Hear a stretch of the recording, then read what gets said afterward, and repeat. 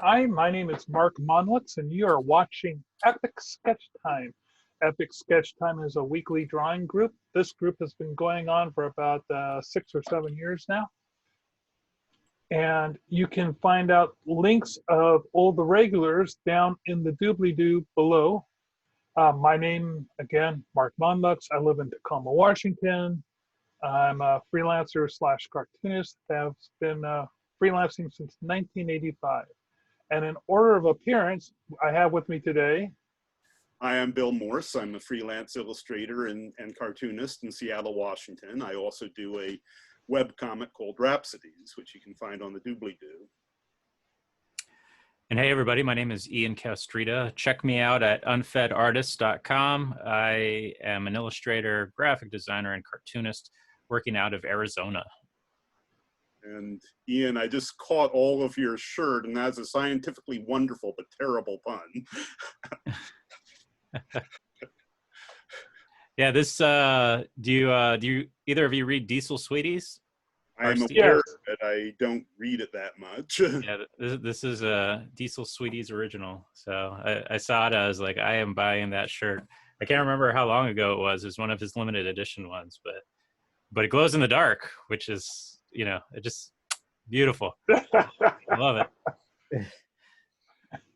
Who here has glow-in-the-dark shirts in their closet? I guess I do. Well, what do you guys have? Go ahead, Bill. Please don't disrobe and put them on. Descriptions are fine. Mine is a constellation map. Ah. Yeah. Mine is a flesh melting skull that says the word brains underneath it. It's one of my own designs. Yeah. And it's available at my store. Just follow the links down below. Nice. And more than once, I have, been folding and sorting all the sizes in my living room, turned off the light, come downstairs when the pitch black and have all these skulls floating, go, yeah. And one time, and one of my customers, a gal named Carmen, comes up to me. She sleepwalks, and she was wearing it as a nightshirt, and she sees herself in the mirror, and it woke her up. That's hilarious. Well, it's also kind of scary, but it's hilarious. Now, some advice to you guys out there who are planning on doing glow-in-the-dark shirts: use a local printer if you can, someone that's not doing just ink jetting. And what you want them to do is you want them, if they don't have a heater, you want to have them do a layer of white and then do another layer over the top that's got the glow in the dark. That way the glow in the dark becomes embedded into the white ink. If they've got a heater, what you want to do is mix it up into the white, and that way you can do just a one pull on the press, get a nice. Sometimes I'll just have them, because my design's very, got some thick edges, thick objects. Just there's nothing thin and refined about my work, and they can do a double run on it and give a nice thickness to it. They then bake it, and it bakes the glow-in-the-dark material into the ink. And the result is, from either one of those methods, that the glow-in-the-dark material tends not to wash away during the wash. And also, it reflects against the white ink and looks more vibrant. So, nice. What kind of shirts do you use? I use Glinden. It's it's 100% cotton. 100% cotton. Yeah. It's a more expensive shirt. It's also a thicker shirt. Yeah. And I only use men's sizes. But one of the things I do is I go and do larger sizes. I will print a 5X. Glinden only goes up as big as a 5XL, and they'll do a 4XL long. But I definitely print those sizes, and I even use a different manufacturer for 6XL because I've got some big fans. Oh, I saw one of them buy one once. It was amazing. Yeah, and I charge extra for it because Yeah. you know, sheer yardage. But these guys, they don't care. They're having a hard enough time. You know how hard it is for them to find a 4X long shirt. Yep. Yeah. So I mean, So when I've printed shirts, I've had to do the same thing. But down here in Phoenix, like 100% cotton, like that's just, it's too uncomfortable. So I like the tri-blend shirts that are a little bit lighter on you, and I also like I can't remember what it's called. It's not just like laying the ink flat on the I think it's called water sublimation or something like that, but it actually kind of dyes the shirt. And so it only works with certain colors, but you don't have like that feel of plastic on the shirt, which if you're down here in Phoenix, it just feels like you have like this hot pancake of plastic on you when you're walking around. It's really awful. So, but yeah, I love making t-shirts. T-shirts are awesome. now Cafe Press prints their T-shirts in the dye sublimation process. Oh, okay. The problem with dye sublimation is some shirts, the design tends to start petering out after about 4 years because of the washing. If it fades and things.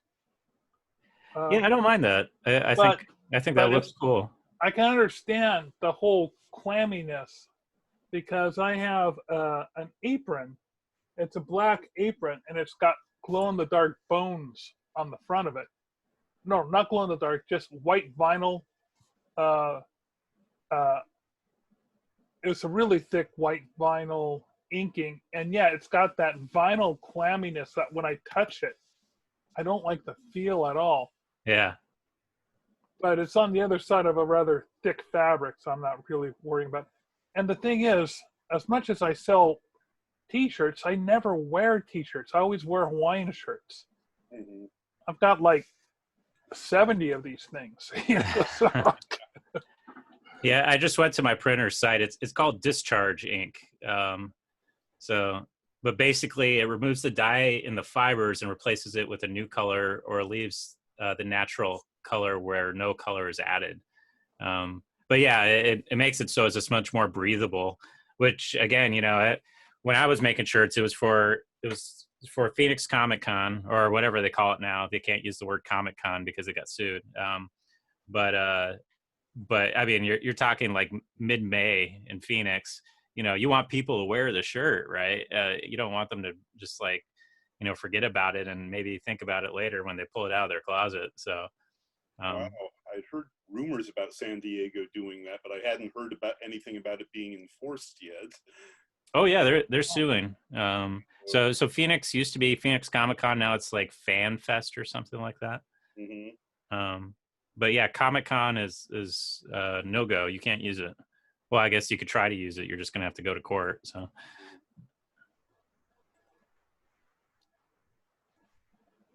what are you guys working on? Pretty much going back and forth between the strip and some concept designs. I don't know how much I've told you guys about the space opera that I've been working on. Lots Here and there. and lots. Yeah, just a little bit, Bill. Yeah. But either way, I had this one character.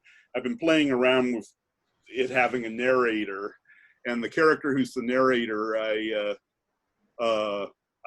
I'm perfectly happy with the design I have for her, but I found that I wasn't liking the costume that I had done with her originally, and so I was sort of doing a handful of different directions on it. So the current idea that I'm playing with, I'm mostly happy with. This is, oh darn, this is. You might have to nix the screen share. Yes, Or screen background thing, yeah. Just a second. While Bill's experiencing technical difficulties, I can tell you that the name of my screen shop is Custom Shirt Shop in Tacoma. Okay. Yeah, if we're plugging our shops, acmeprints.com. The fine people at Acme Prints are awesome. I love going to them. And they're Phoenix based, so I think they do a lot of stuff too. They started doing like pins and they'll do patches, like those sew-on badges and stuff. The custom shirt shop does a variety of things, and they'll do everything from one T-shirt all the way up. You pay a little bit more if you're doing a smaller run because they still have to set up the presses. Yeah. And they'll also, I hate to say it, they'll put something together for you if you've got crappy art and no budget. So, but they've called me in on more than one occasion to say, "Oh, Mark, our in-house guys are really, really busy. Would you mind helping us out?" Oh, that's awesome. I wish Acme would call me. I need to ask them about that. How did that get set up? It happened one day when I said, well, I asked them to do a tour of their shop so I could really know all the machines, because I like knowing what's available to me. And I also knew that the guy who owned the place, Skip Jensen, he rented the upstairs place to a guy named Art Chantry, who basically was the graphic designer behind the grunge movement. He was on the Northwest the Rocket. He was the art director there. He's a Tacoma native, and when he came back from living in another state to be with his significant other at the time, he took up residence there. And so it was fun to go in and just talk really deep art and design. And he likes to experiment, so I wanted to find out what they could do. And so he also showed me all the guys and their workstations and who did what. And I said, well, and they love my shirts. As a matter of fact, they were hanging my shirts in the lobby along with theirs and selling them. So I had a very close relationship with them. And he called up and said, "Hey, this gal, I got this gal from Alaska. She needs a logo done. Can you do the design?" I said, absolutely. I'll give you a fine. I definitely have a finder's fee involved. Yeah. But and I also have a commission fee. Like, he got me the job. So, and if he had worked with them like my art rep Susan Trimpe did, Susan Trimpe would get 25% off any project that she completely landed for me, where I didn't have to talk to the client at all, and she was the intermediary. And I asked for 15%, I'll give 15% to a client that pulls me in, and if it was absolutely wasn't, they have a little bit more than just a reference to. And I always, if I have a friend that lands me a job, I give them a 10% cut of whatever I get. Okay. And if that client becomes a long-term client, I'll give them a 10% cut for the next year. Yeah. I just find that as a good business practice, and it's really worked well for me. Like, I had a friend of mine brought me in on the storyboarding gig, and it was with these consultants. It was for Microsoft, and we were basically going around from table to table drawing concepts while they were drawing them up. Unfortunately for him, even though he was the lead and pulled me in, that morning his wife had asked him for a divorce. Oh, geez. So his head was not in the game, and the client saw me going to him and leading him at times, saying, "I think this is an image you should follow up on. Why don't you draw this? Why don't you do this?" And that way he was keeping pace. But I knew that, he just wasn't there that day. They saw that he definitely wasn't being as productive as I was. So when they called me up and said, "Hey, we travel around the country. We'd like to take you with us to do these gigs. Are you interested?" I said, "Yeah, I'm interested. What about Sam?" "Oh, we'll use him if we need a second artist." And they did. And they would use him, but as a second choice. So, yeah, for a year, I gave Sam 10% of a cut off of all the work I did for him. That's really good. Yeah, I've had somebody else mention finder's fees, but it's cool to hear like just the mechanics of how you do that. So you have a finder's fee of 10%, and then a commission of 15 to 25 based on how involved they are as like an Yeah, intermediary. if I don't talk to the client at all, and there's another intermediary who does all the contract work, all the negotiation, and I'm happy with the price, because as soon as, like, say, my art rep would come to me and say, Mark, it's a packaging illustration. I know that. I said, okay, my cut of it, I want it to be, $7,500, which means that her cut of it has to be $2,500. So she has to bid to the client, $10,000. Okay. Yeah. So she would always make sure that whatever, I wouldn't quote the overall price because I knew she'd take a 25 out of it. But we would both do the math in the head. I said, okay, my part, I want this. Your part, it should be that. And if she could get me more, she would. But I'm a pretty shrewd guy when it comes to pricing my stuff. And often I would ask for more money than her other artists, which, she found both enjoyable and frustrating at times. And I would also say no a lot more than her other artists. And why did you stop having She agent? retired. Oh, yeah, that's right. Susan, if you're listening and you're, please come back. No, she and her husband, I met her. Her name was Susan Trimpe, and I met her through her husband, Ken Trimpe, back when I was first starting out as doing production work. I get a call from Ken Trimpe to come to his office. He needed some other production hands. Now, this is still back in the day with T-squares and cut and paste and pre-computer, right? Mm. And this particular day, I was coming in, laying type, and cutting a lot of rubylith. Do you even know what rubylith is? Okay. Let's say that you have to take something to the printer and it's something other than copy. You would do a square of rubylith, which is, this ruby-colored gel or film on top of some acetate. And you would, first you would connect the acetate, secure it, punch in the targets so that it's all lined up with the targets, the registering targets below it. Line it up with the copy, cut the ruby lith box that would be the window to which the photo would go into. And then the photo would then be done through a darkroom process that would be overlaid onto it later on when they stripped it at the printer. Because that's often what they would do, is they would strip it on another piece of paper. Oh my God, when I think of all the work that PageMaker does now, but back then it had to be done by hand.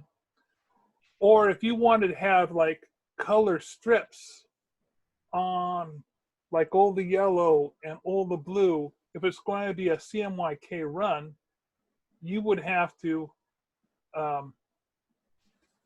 cut with rubylith a piece of film designated as a 30% yellow, then cut another piece of film, have it line up, cut it perfectly, with an X-Acto knife, having it completely match it, and do like, say, a 40% blue, and that way you get a green. It was, so cutting rubylith in chunks or in films or to designate different colors or doing spot color. Normally you would only do one spot. Most projects was a black ink run with a spot color. And it was all done with the film. And anyway, so he called me in. I did a couple of productive days with him. he found me very reliable. He had heard of me as one does in the grapevine, because I was always showing my book around to other designers. And that's what you did. If you had a project and suddenly you needed like a photographer, or since there was so much involved in the production, you always needed production people. And people would charge different rates depending on what type of production. You know, you could charge for like, $60 an hour for design and $35 an hour for layout and production work. And I was charging about, I think, $45 an hour for doing illustration work. And then one day I realized, this sucks. I shouldn't have all these different rates. I'm going to charge $60 an hour, and that can be for design, illustrate. I don't see any reason why I should charge smaller amounts of time when I could be making a larger amount of money if I went and got those bigger projects. Sure. But anyway, I met Ken and I met Susan through him. I was looking around for art rep. She was like the third art rep I had met, but I thought she was a fine art rep. So when I was out to dinner with them one time, and she says, "Mark, how would you like me to rep you?" And I turned her down. And then I didn't realize until later on that she was a production art rep. And I called her, and when she asked me the next year, I said, "Mark, are you sure?" And no, I do want you to do it this time, Susan. I'm so embarrassed. Yes, please go ahead and rep me.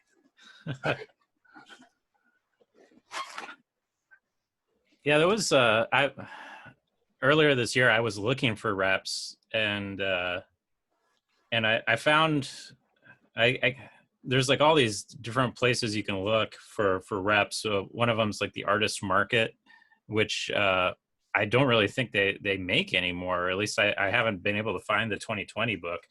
But anyway, I found some options, and there was one that I really liked. And unfortunately, because it wasn't an up-to-date entry, she had retired, and I don't think it was the same person you were talking about, but yeah, they were up on the that neck of the woods, I think. So it's kind of unfortunate. Well, let's see. I probably know her name. Oh, really? I could try to look it up and tell you. Let's see. Was it Donna Jorgensen has retired? She had a huge stable of artists. Jerry Jazz was another art rep here in town. He's retired. Pat Hackett was the best art rep in town. Just fantastic. And I say that because she was ruthless in getting really good prices. And she had really fantastic clientele. She became a champion weightlifter. Wait a minute. So that's why she stopped doing it? Well, I think, there was the market completely fell apart during the last recession. With the big real estate fall and all that noise. So many agents, they relied on the agencies, the larger agencies, as their main clientele. It's 5 o'clock. And they also relied on a lot of independent designers. And that last recession, am I saying that right? Recession? Recession. Yeah. Hit so hard that over a third of the agencies in Seattle folded up doors. And I would say about 75% of the designers just went away. Oh, wow. It was, and this was after the .com bust, another recession. You keep seeing all these downturns, Black Monday. Nobody even thinks about Black Monday, but Black Monday was killer here.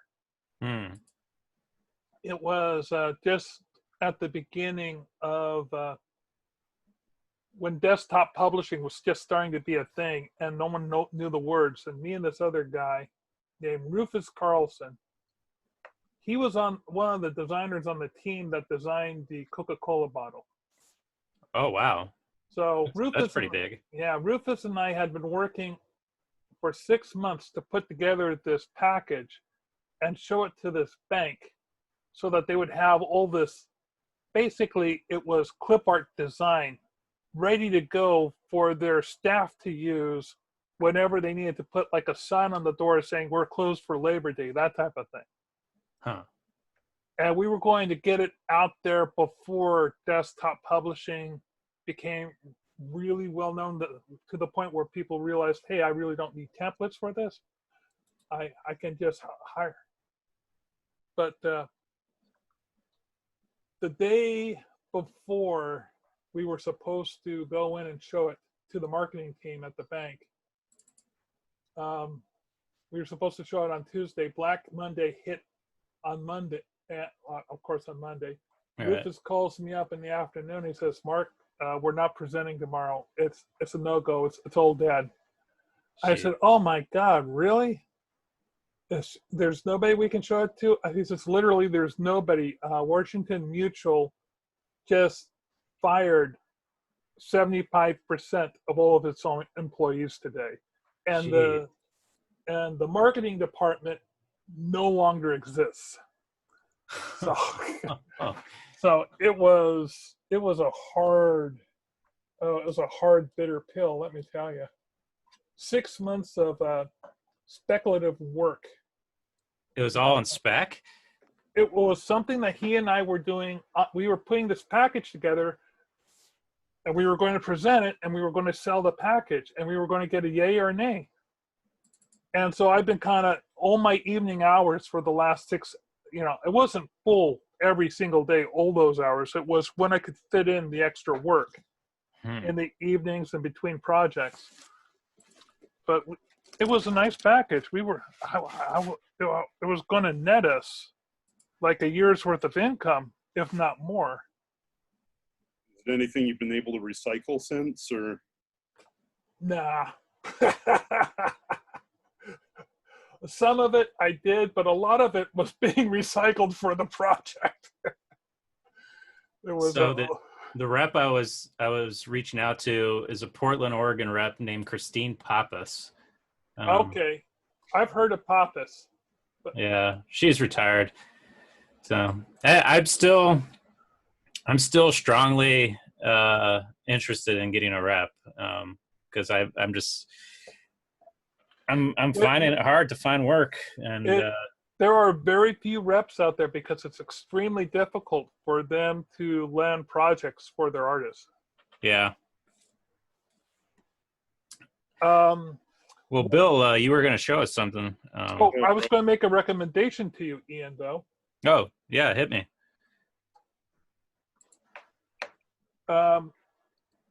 Get one of the illustration directories.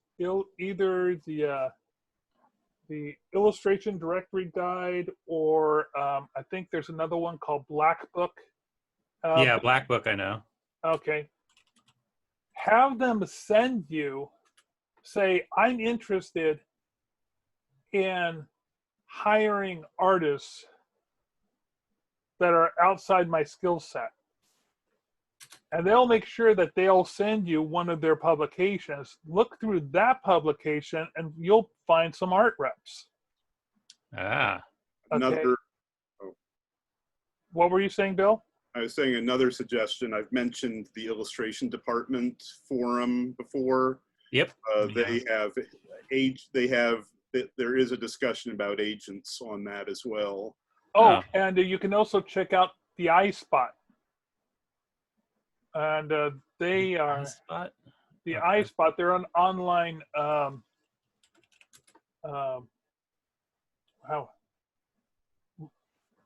an online portfolio website. Let me see if I can find our. Okay, yeah, I actually knew about them through the guild. There was like a special deal for guild members for the iSpot. I can't remember what it was. That's right.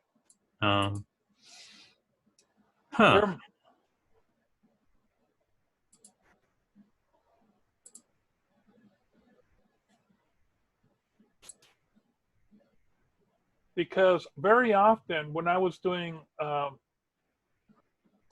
Susan would go in at a percentage with me as far as promotional materials went. She didn't cover all the promotional materials, but if I was say, she would cover like 35% of a page. If I went in with two other artists, she'd cover,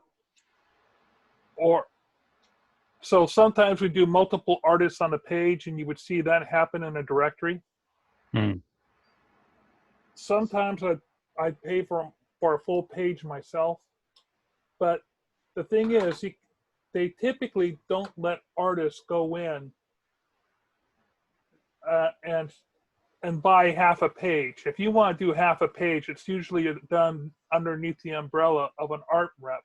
So what you do is you go into the book and look for multiple artists on a page. You look for the phone number. That's probably an art rep. I'm sorry, I interrupted Bill. Bill, what were you going on about? I was talking about working on some costume designs for this narrator character. Oh, and that was so long ago. Are you still there? You still got those to show? Yes, I still had it open. I'd love to see them, Bill. Let's see them. Yeah, so anyway, I've been having several false starts on it, but this is what I came up with yesterday that I'm mostly happy with.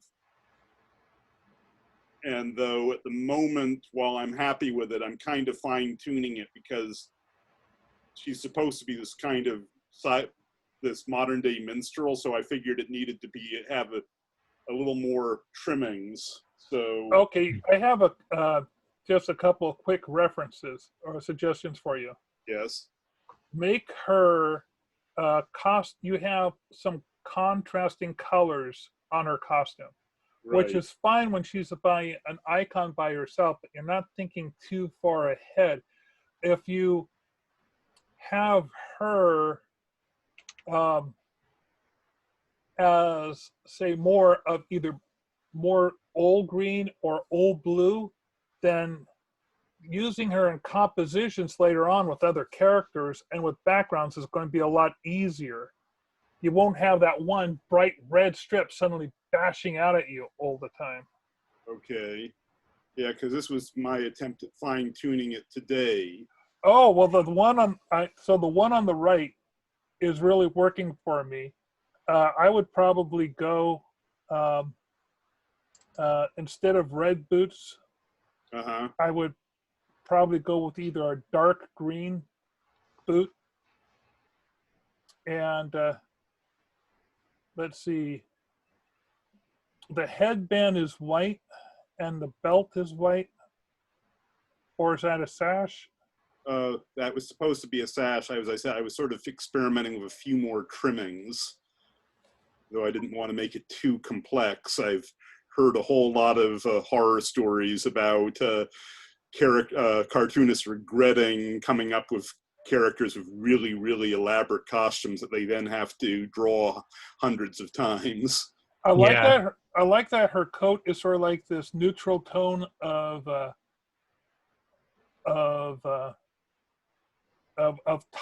tan, because that could really differentiate her against a bright background. But I think if you just went with different hues of green on the whole outfit, yeah, that would be where I would go. What do you think, Ian? You know, I think every time I'm asked, I always ask about like the overall kind of placement, right? Like, right. Like if I think space opera, I think there's a story and a history behind the articles of clothing, right? Like, yeah. Like from Mars, it reflects some kind of Martian thing or something, you know. And so what's the story behind the cloth or the uniform or the costume? Very much so, and I do that very much with the rest of the cast. Though in her case, she's the narrator and may or may not even be part of the setting. Really? But I mean, she's a person. She's a character, right? Yeah, but I'm going out of my way to be deliberately vague about it. I mean, it sounds like she's the crypt keeper. I was going more with, say, Che and Evita. Okay, I don't know who Che and Evita is, but I know who the Crypt Keeper And is. the person that did you ever see the movie version of Evita? No. Oh. Or a better example, did you ever either of you seen Pippin? No. Oh. No. So disappointed with that small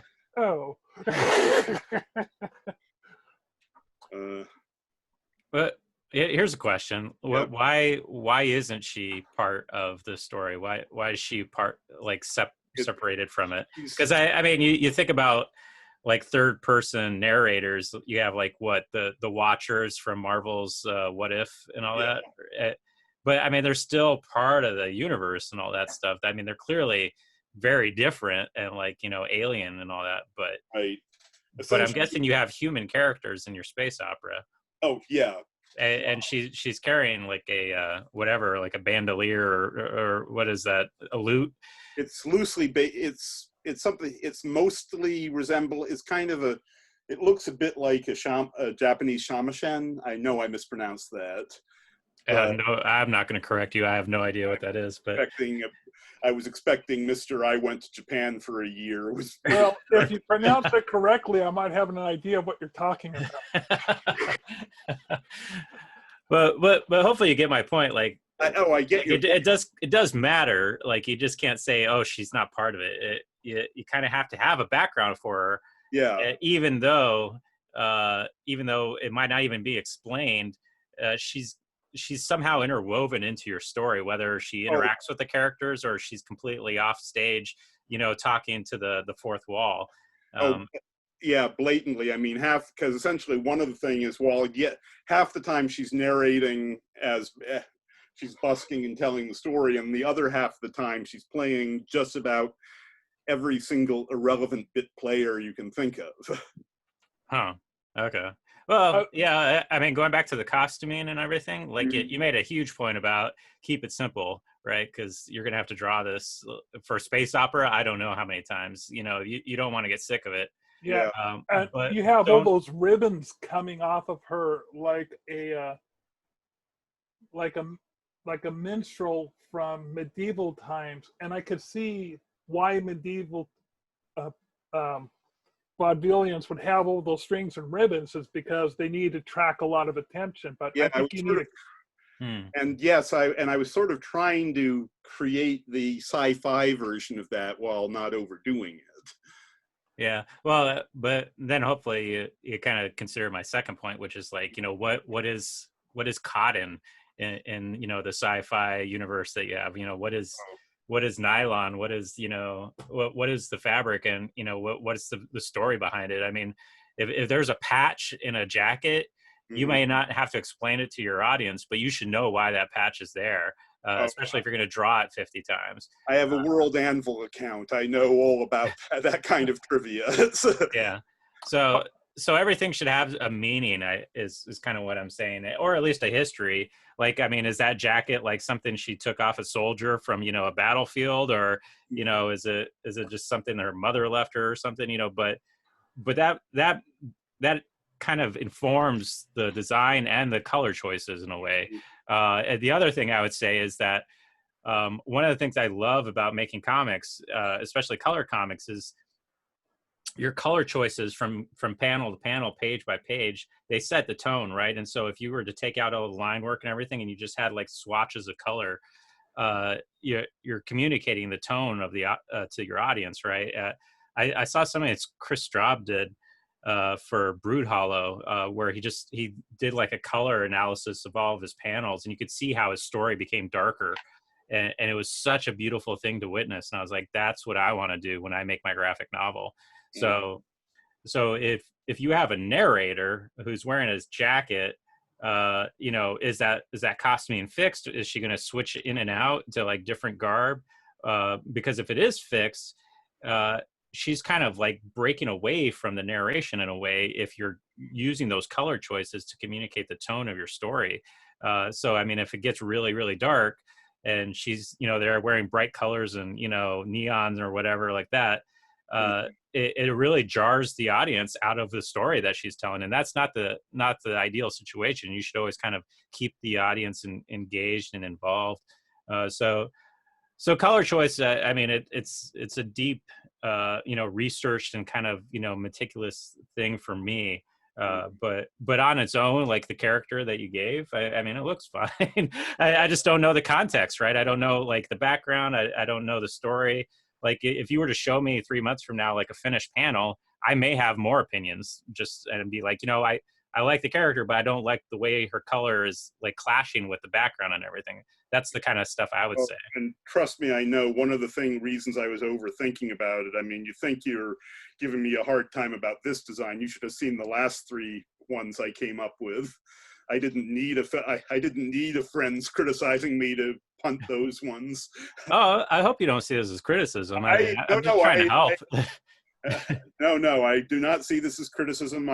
This is stuff I know I need. So even if I come off as defensive, my attitude is, even when I disagree with you, the reaction of what I come up with in reaction and in defense to it still means that even if I disagreed with you, it was useful advice.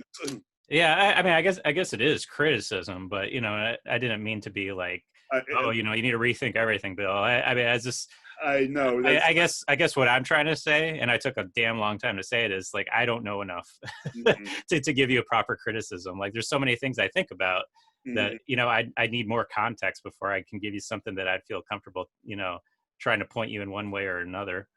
Oh, I know. I get it. And as I said, it's unfortunately, criticism is a loaded term, and even when you read it, it's sort of like people get defensive about it. Yeah, no worries. Have you, Mark, have you ever done like a long form comic or anything like that? Like a long narration? Oh, let me guys show you something. Oh, sure. A shamisen, Bill, is a 3-string shamisen. I didn't go as badly as I thought I did.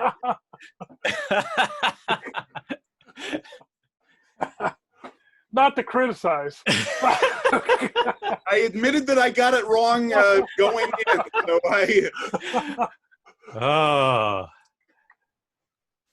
Now you have no choice, Bill. She has to use that. Make it electric, though. It's in the future. Put a synthesizer on it. I haven't done any graphic novels. I've only done like maybe a 6 or a 10-page comic, something experimental. Like I did, I'll have to show it some other time.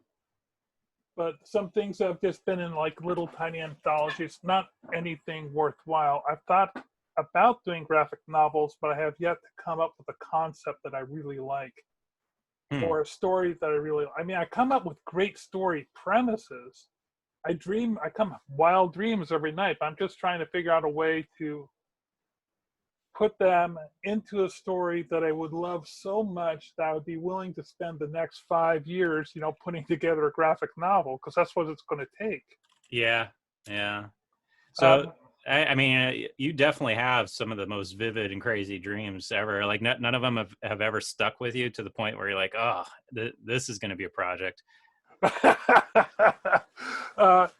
No, I not yet. Oh, but I am kind of curious. You two are both Patreon subscribers, and this has been pretty much,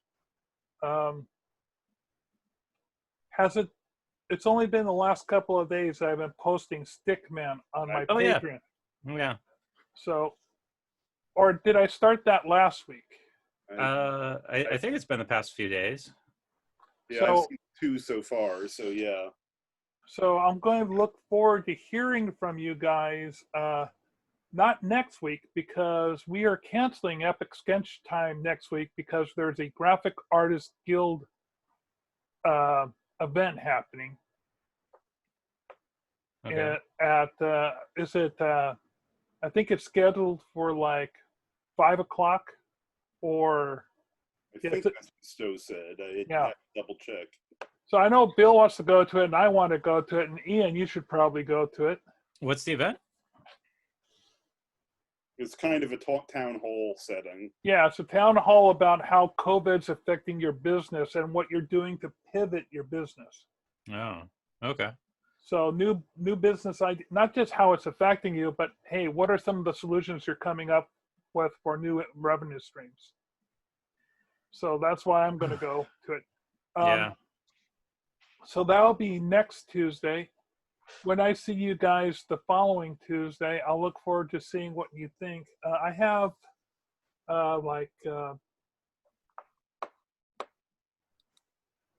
going to be posting Stickman strips on my Patreon 5 days a week for the foreseeable future because I've got a huge archive of them. I think I have 1,800. Whoa.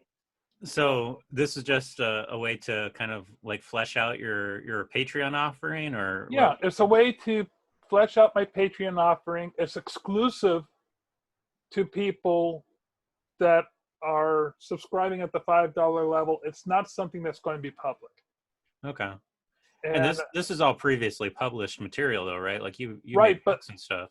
no, I didn't make any books. They were it was a web comic, Okay. but the website's down, so no one. There's a Facebook page where I used to post things, where people are still kind enough to go in and post news articles because the Return of Stickman kind of devolved into all these Florida man stories that would then draw a Stickman, and so people send me these crazy news stories, and I would often incorporate them into the strip, as well as running stories. Or the Return of Stickman was definitely an out of the box experiment that just started out of the blue. I hope you have been. I don't think you've seen any of them before, have you, Ian? I couldn't tell you to be honest. I mean, I know I've gone through your site and looked through some stuff, but it's not something I'm regularly checking out. Like for the most part, I just know you through your the comic critic stuff. So yeah, I mean, it's definitely interesting content. I guess I'm just asking, like, what kind of feedback are you looking for when we get back? I mean, are you just like whether or not it should continue to be an offering at the $5 tier, or you want to like change it to something else? I mean, well, I'm looking for the type of feedback of I'm planning on doing a book. Oh, okay. With those in the future, and I'm just trying to think of the different types of formatting because it's an odd format. It's more like a regular comic book size. Yeah. And it's definitely still black and white. That lends itself to easy production. I'm also thinking about, what are my options as far as doing it as an ebook? Yeah. How can I work? Is that viable on Amazon just as an ebook? Anyway, so I'm just be looking forward to see what you guys think, since you'll be seeing it for you'll have like a couple weeks of it underneath your belt. I'm also trying to pull in my Stickman viewership, but the site's been dormant for like 4 years, so it's going to take a lot to get people back over from there. How big was your audience? I would say that I had, well, let's see, if I was to,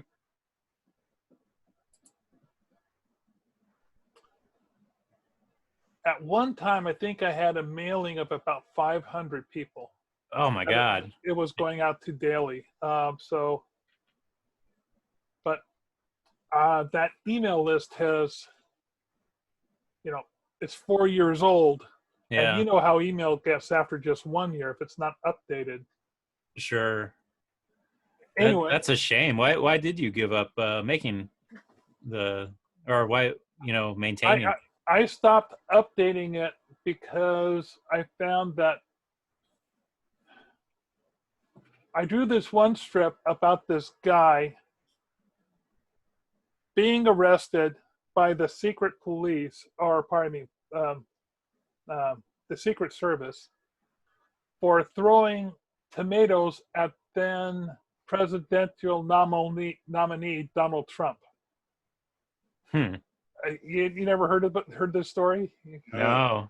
Some guy threw tomatoes at Trump during when he was, and I thought, and you'll be hearing from me again. And then one of the Secret Service says, no, you won't. And I realized, oh my God, that's way too accurate. My wife's right. Trump's going to win this next election.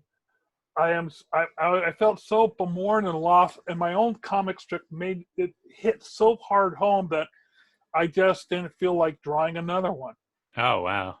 But I know how that feels. I used to do this college strip that was kind of esoteric, to put it mildly, and suddenly realized at a certain point that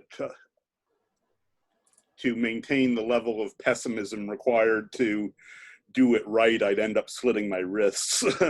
Jeez. But I have started working on new Stickman inside my on my tablet. Okay.